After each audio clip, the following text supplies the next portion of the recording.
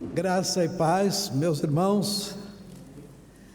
Meu nome é José Calixto Patrício, servi a Junta de Missões Mundiais da Convenção Batista Brasileira durante 42 anos e hoje estou aposentado aqui em Portugal.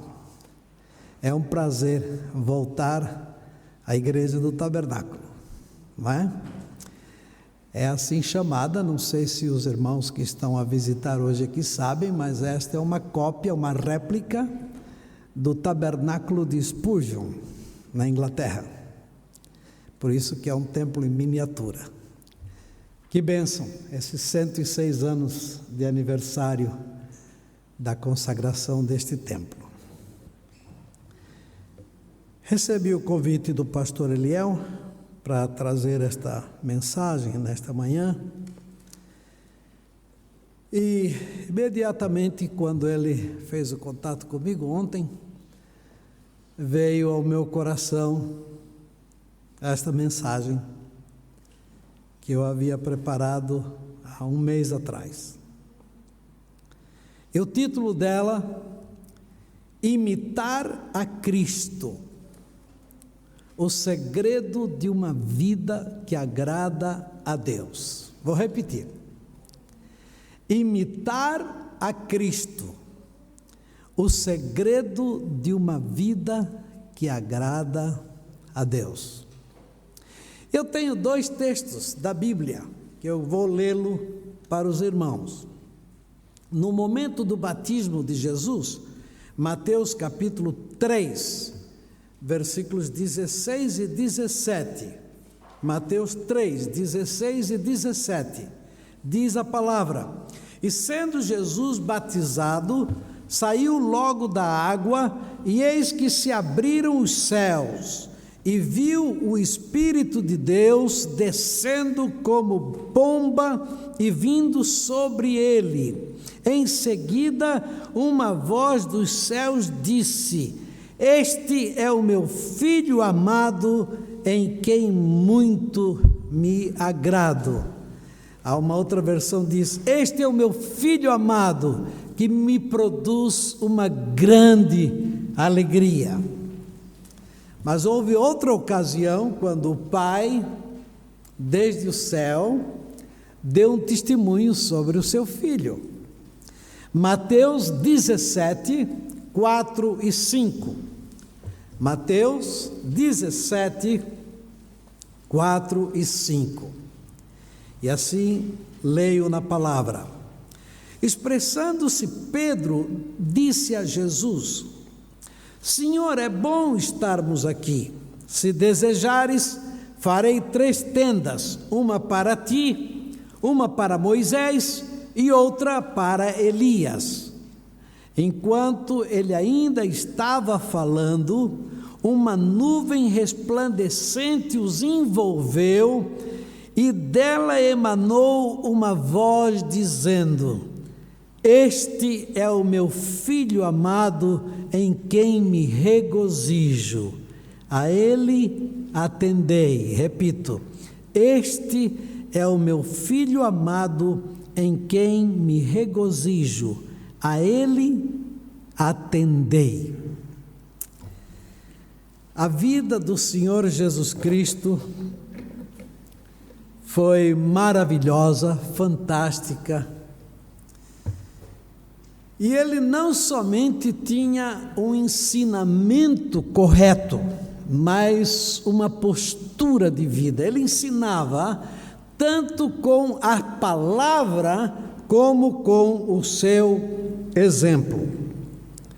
O autor dos Hebreus, o autor aos Hebreus, lá no capítulo 12, diz assim, Hebreus 12, 1 e 2: Portanto, nós também, pois que estamos rodeados de uma tão grande nuvem de testemunhas, deixemos todo o embaraço e o pecado que tão de perto nos rodeia, e corramos com paciência a carreira que nos está proposta, olhando para Jesus, autor autor e consumador da fé, o qual, pelo gozo que lhe estava proposto, suportou a cruz, desprezando a afronta, e assentou-se à destra do trono de Deus. Mais um versículo, para entendermos que Deus deseja que nós, os seguidores de Jesus, o imitemos, sigamos o seu exemplo. Primeira Epístola de Pedro, capítulo 2, versículos 20 e 21. Primeira Epístola de Pedro, capítulo 2, versículos 20 e 21. Porque que glória será essa, se pecando sois esbofeteados e sofreis? Mas se fazendo bem sois afligidos e o sofreis, isso é agradável a Deus. Porque para isto somos chamados, pois também Cristo padeceu por nós, deixando-nos o exemplo, para que sigais as suas pisadas. É interessante porque quando os discípulos de Jesus chegaram à cidade de Antioquia, e ali formou-se um grupo de seguidores de Jesus, eles receberam um apelido. Os irmãos se lembram qual foi? Qual foi o apelido? Cristãos. Sabem o significado da palavra cristãos? Pequenos cristos. Aqueles que conheceram os seguidores de Jesus podiam ver que eles, na verdade, eram pequenos cristos. Estavam a viver mostrando a glória da vida de Jesus. Então, este é o tema da minha mensagem hoje: imitar a Cristo para que possamos agradar a Deus. Imitar a Cristo, o segredo de uma vida que agrada a Deus. E eu vou mencionar muito brevemente apenas 5 aspectos. Em primeiro lugar, imitemos a Cristo na busca permanente da vontade de Deus. Nós, como cristãos, como seguidores de Jesus, devemos ter este alvo, este objetivo na nossa vida: buscar de maneira permanente, profunda, a vontade de Deus para a nossa vida. Em João 4,34, Jesus disse-lhe Jesus: a minha comida é fazer a vontade daquele que me enviou e realizar a sua obra. Em Lucas 21, 41, 42, então ele se afastou deles à distância de um tiro de pedra, ajoelhou-se e começou a orar: Pai, se queres, afasta de mim este cálice, entretanto não seja feita a minha vontade, mas o que tu desejas. Como Deus espera que nós, os seus filhos, possamos viver numa completa dependência dEle, com um coração sempre disposto para discernir, descobrir qual é a vontade de Deus para a minha vida. Em Romanos 12, 1 e 2, o apóstolo Paulo escreve: portanto, irmãos, suplico-lhes que entreguem seu corpo a Deus, por causa de tudo que Ele fez por vocês, que seja um sacrifício vivo e santo, do tipo que Deus considera agradável. Vejam que em vários textos eu leio a palavra agradável. Imitar a Cristo, uma vida que agrada a Deus. Sigo. Não imitem o comportamento e os costumes deste mundo, mas deixem que Deus os transforme por meio de uma mudança em seu modo de pensar, a fim de que experimentem a boa, agradável e perfeita vontade de Deus para vocês. Permitam-me contar uma pequena história. Durante 17 anos, a minha esposa, Sueli, e eu fomos missionários na Venezuela. Era outra Venezuela, eram outros tempos, era uma Venezuela maravilhosa, 77 a 94. Chegamos no oriente da Venezuela, no nordeste da Venezuela, numa cidade chamada Puerto La Cruz. Mas naquele tempo, o diretor de missões da Convenção Batista Venezuelana, que deu a sugestão do orçamento que nós, os missionários brasileiros, íamos ter que viver em Puerto La Cruz, era um pastor de certa idade que tinha um voto de pobreza. Sabe o que isso significa? Que o nosso salário na Venezuela era bem pequenininho, porque ele tinha o hábito de pensar: eu não preciso 2 pares de sapato, eu não preciso 2 paletós, eu não preciso, tudo era muito simples. O missionário lá em Puerto La Cruz vai poder viver com esse salário. Só que o aluguel em Caracas e o aluguel em Puerto La Cruz, que era uma cidade turística, não era igual. É como eu ir ser missionário em Guarapari, no Espírito Santo, Balneário de Camboriú, Santa Catarina. Não dava para viver com aquele salário. Sueli e eu passamos um mês procurando um apartamento para alugar pelo valor que a junta havia determinado. Depois de um mês, não encontrávamos nada. Estávamos hospedados numa pensãozinha, pequenininho, o quarto só tinha 2 estrelas, Sueli e eu. E depois de um mês de busca intensa, eu não sabia, mas a minha japonesa chora. E começou a chorar lá na cama. Nós não podemos ficar nesta cidade, nós precisamos dizer para o Brasil, para a junta lá de Caracas, que nós temos que ir para uma cidade mais barata, porque o dinheiro que a junta nos dá, não dá para pagar um aluguel aqui. E eu digo: bom, está bem, mas vamos orar primeiro, antes de decidir, vamos orar. Ajoelhei-me ao pé da cama, tomei a mãozinha da minha japonesa e fiz a Deus uma oração: Senhor, Tu nos trouxestes à Venezuela, sabemos que o Senhor nos trouxe para este país, e agora estamos um mês nessa cidade de Puerto La Cruz e não conseguimos um apartamento para alugar. O que é que o Senhor quer que nós façamos? Irmãos, eu vi um letreiro luminoso, desses que aparecem agora no shopping, passa a mensagem: buscai primeiramente o reino de Deus e a sua justiça, e todas as demais coisas vos serão acrescentadas. Onde é que fica essa passagem?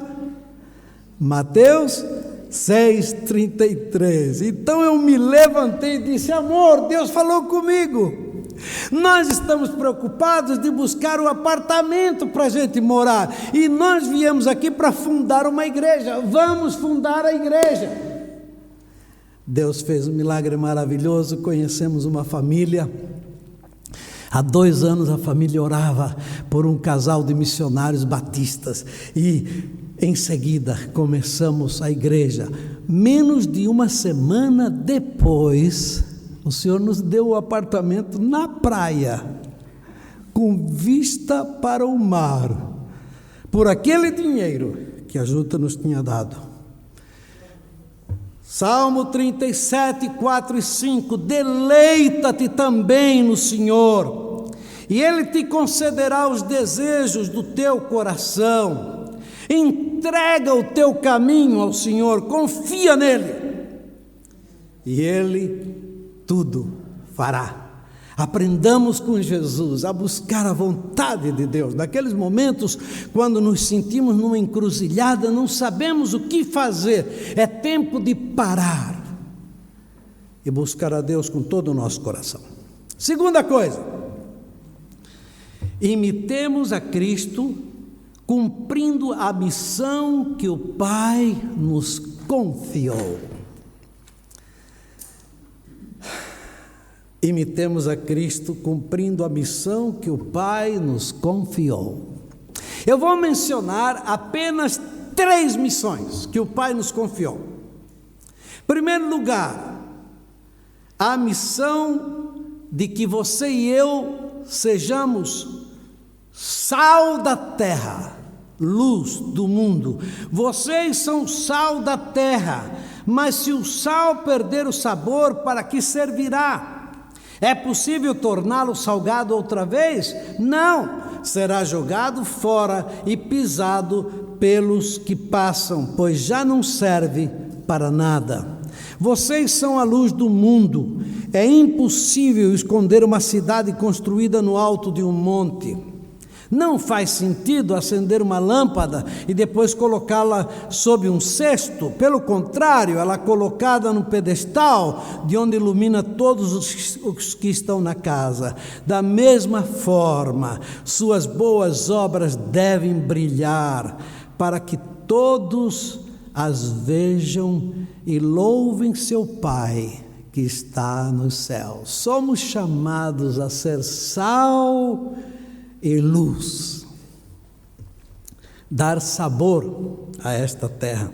Há um cântico que diz assim: deixa que brilhe a tua luz, deixa que brilhe a tua luz, deixa que brilhe a tua luz, deixa que brilhe em todo lugar. Oh irmão, deixa que brilhe a tua luz. Oh irmão, deixa que brilhe a tua luz. Oh irmão, deixa que brilhe a tua luz. Deixa que brilhe em todo lugar. Segunda coisa, a missão de sermos verdadeiros adoradores. Perdão, o texto anterior, para os irmãos que estão tomando nota, Mateus 5, 13 a 16. E agora, João 4, 23 e 24. Mas está chegando a hora, e de fato já chegou, em que os verdadeiros adoradores adorarão o Pai em espírito e em verdade. O Pai procura pessoas que o adorem desse modo, pois Deus é espírito e é necessário que seus adoradores o adorem em espírito e em verdade. Eu admiro esta igreja por muitas coisas. Pelo casal pastoral fantástico que Deus lhes deu, mas também admiro esta igreja pela forma que os irmãos que trabalham na equipe do louvor preparam os cultos. Cada vez que eu venho participar de um culto aqui, eu percebo isso. Não há nada improvisado. Tudo está muito bem preparado, porque foi fruto de oração, um coração de adorador. Deus busca estes adoradores. A terceira missão, 1 de Pedro 1, 15 e 16. A missão de sermos santos. Quando Deus nos chama para sermos santos, Ele quer dizer que façamos pelo menos 3 coisas. Que seus filhos devem ser separados, consagrados e diferentes. Desculpe, esse não era o texto. Esse é um comentário sobre o texto. O texto diz que nós devemos ser santos, como aquele que nos chamou é santo. Santo tem 3 aspectos: é ser separado, é ser consagrado, é ser diferentes. Hebreus 12, 14, diz assim, Hebreus 12, 14: esforcem-se para viver em paz com todos e procurem ter uma vida santa, sem a qual ninguém verá o Senhor. Sem santidade, ninguém verá a Deus. Você e eu temos sido sal e luz. Nós temos procurado viver como verdadeiros adoradores. Temos vivido em santidade. Em terceiro lugar, imitemos a Cristo, manifestando o seu caráter. Pequenos cristos, cristãos, caráter de Cristo. Manifestemos o caráter de Cristo de acordo com os seus ensinamentos. Eu vou ler rapidinho o texto básico das bem-aventuranças. Felizes os pobres de espírito, ok, Mateus 5, 3 a 12, Mateus 5, 3 a 12. Felizes os pobres de espírito, por o reino dos céus lhes pertence. Felizes os que choram, pois serão consolados. Felizes os humildes, pois herdarão a terra. Felizes os que têm fome e sede de justiça, porque serão saciados. Felizes os misericordiosos, pois serão tratados com misericórdia. Felizes os que têm puro coração, pois verão a Deus. Felizes os que promovem a paz, pois serão chamados filhos de Deus. E aí continua o Sermão do Monte, Jesus falando do seu caráter, como a minha vida e a sua vida deve ter esses elementos que ele anunciou no Sermão do Monte. Manifestemos o caráter de Cristo, manifestando o fruto do Espírito. Gálatas 5, 22 e 23, Gálatas 5, 22 e 23. Mas o Espírito produz este fruto: amor, alegria, paz, paciência, amabilidade, bondade, fidelidade, mansidão e domínio próprio. Não há lei contra estas coisas. Talvez o lugar mais difícil para manifestar o fruto do Espírito é dentro da nossa casa. Não é verdade? Quando o marido está bravo, quando a mulher está zangada, precisamos manifestar o fruto do Espírito, para que as pessoas possam nos identificar como verdadeiros seguidores de Jesus. Eu gosto muito de uma história. Há muitos anos atrás, Avery Willis, um missionário da International Mission Board, era missionário na Indonésia. E era um homem diferente, né? No meio do povo étnico daquela localidade. Alto, sempre com aquela camisa manga curta. E um dia Avery Willis vai no seu carro a conduzir para a estação de comboio. Ele ia um pouco atrasado, então ia um pouquinho mais acima da velocidade. Antes da estação do comboio havia uma boa curva e um outro carro atrás dele com mais pressa faz uma manobra doida e passa na frente dele, mas perde o controle do carro e vai contra um pequeno quiosque onde um menino trabalhava vendendo coisas para os passageiros.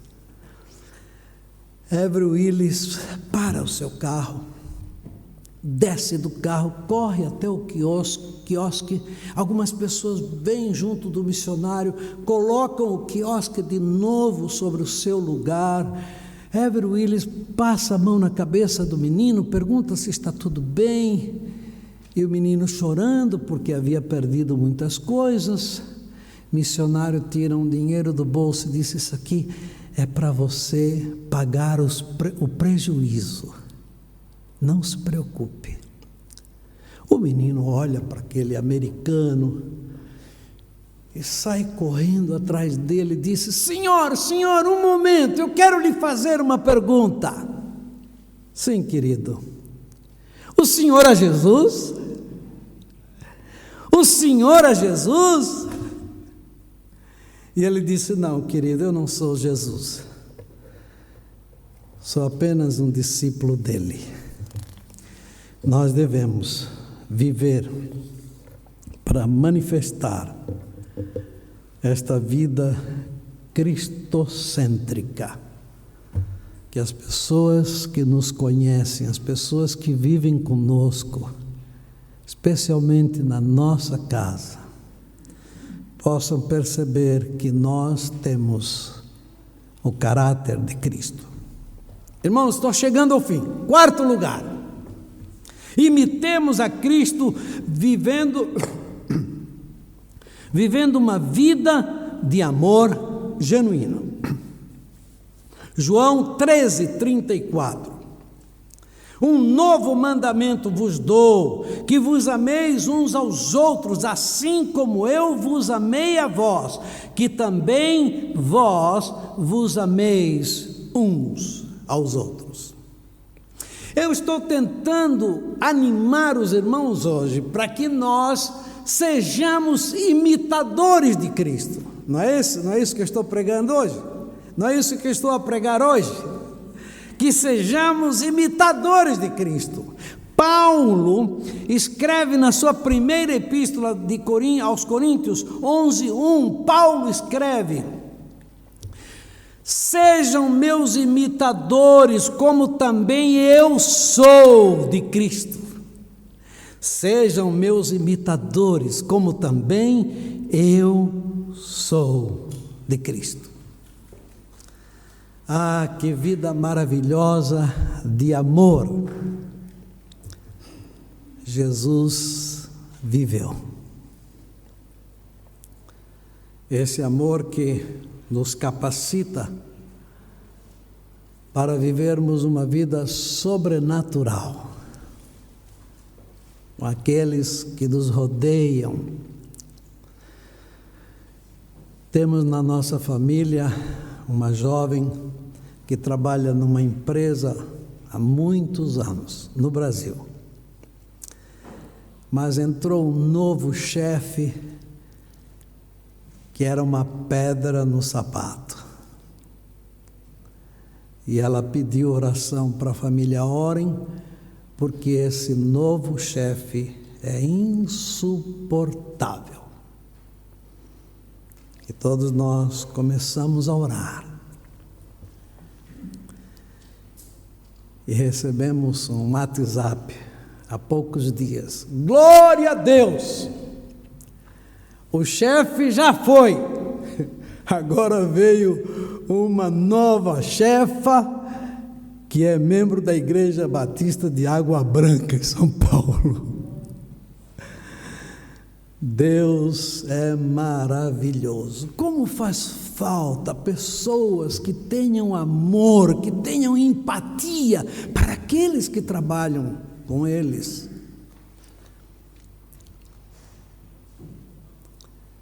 Ia falar uma coisa, mas não vou falar.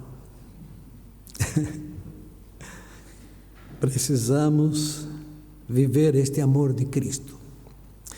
Quinto e último aspecto: imitemos a Cristo vivendo uma vida profunda de oração. Os irmãos sabem que os discípulos de Jesus tinham uma admiração tão grande pelo Mestre. Por que eles admiravam assim, de uma maneira tão especial a Jesus? Bom, em primeiro lugar, porque ele era um mestre por excelência. Ele era um pregador, era um homem maravilhoso que fazia milagres maravilhosos. Jesus era como um diamante com múltiplas facetas, e os seus discípulos o admiravam profundamente. Mas o que foi que os discípulos pediram que Jesus ensinasse para eles? A curar? A pregar? A ensinar? Não! Mestre, ensina-nos a orar. Porque eles perceberam que essa era uma grande característica na vida de Jesus. Os irmãos me perdoem, eu não vou ler todos os textos que eu tenho, apenas vou mencioná-los. Se você quiser, anote o texto que eu vou dizendo, mas não vou lê-lo, tá bom?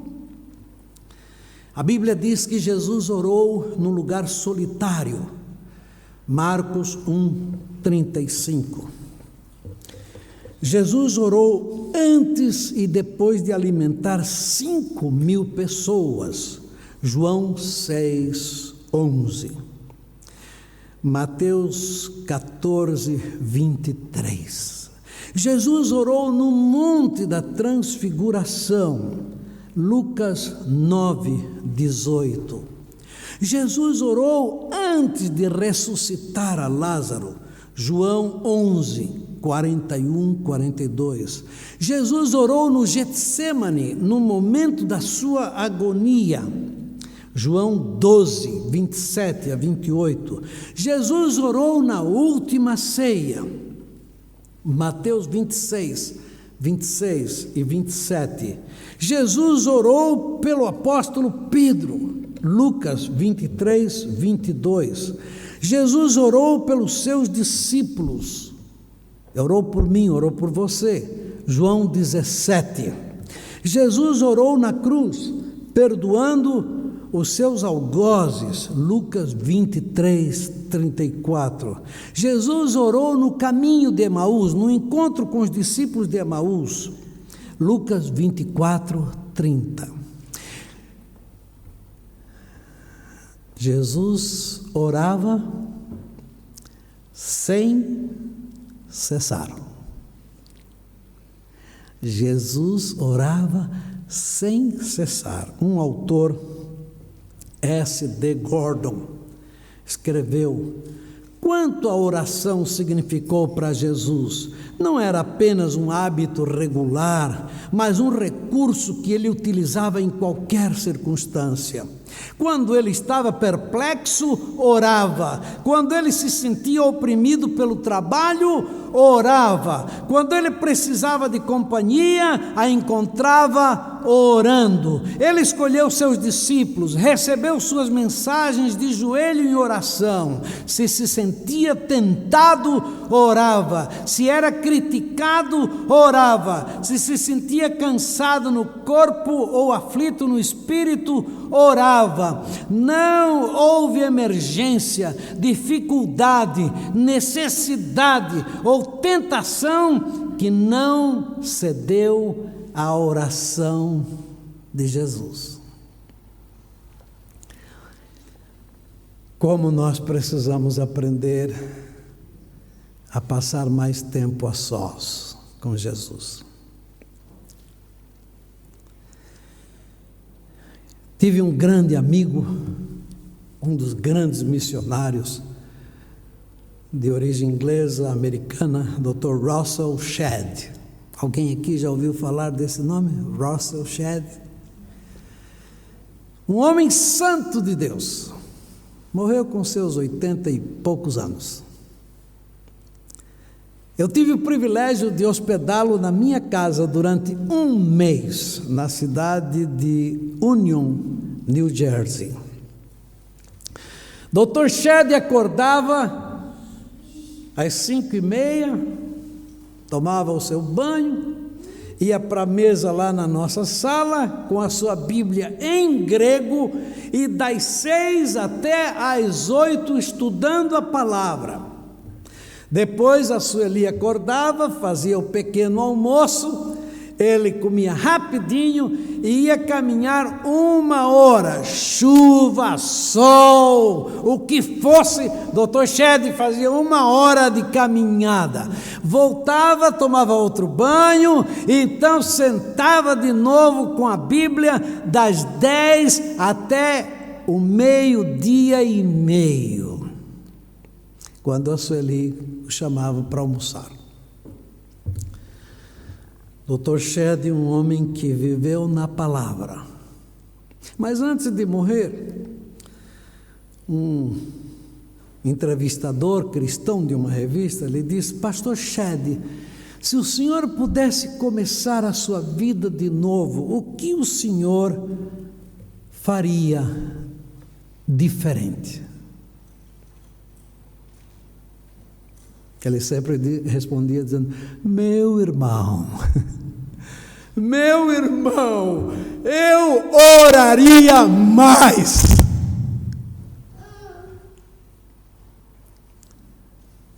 Eu oraria mais. Nós queremos imitar a Cristo. Para isso precisamos buscar permanentemente a vontade de Deus. Precisamos cumprir a missão que o Pai nos confiou. Precisamos manifestar o seu caráter. Precisamos viver uma vida de amor profundo, genuíno. Devemos imitar a Cristo, vivendo uma vida profunda de oração. A gente não acostuma fazer muito apelo aqui em Portugal, mas o que eu vou fazer é bem simples. Não fique de pé para cantar este hino. Somente fique de pé se aquilo que nós estivermos cantando falou ao seu coração. Se você se identifica com o que vamos cantar, aí sim, enquanto estiver cantando, fique de pé. Vamos cantar? É o mesmo hino que cantamos antes da pregação. Se Deus tocar o seu coração e você se identificou com esta mensagem, você quer imitar a Jesus, então sim, enquanto canta, fique de pé.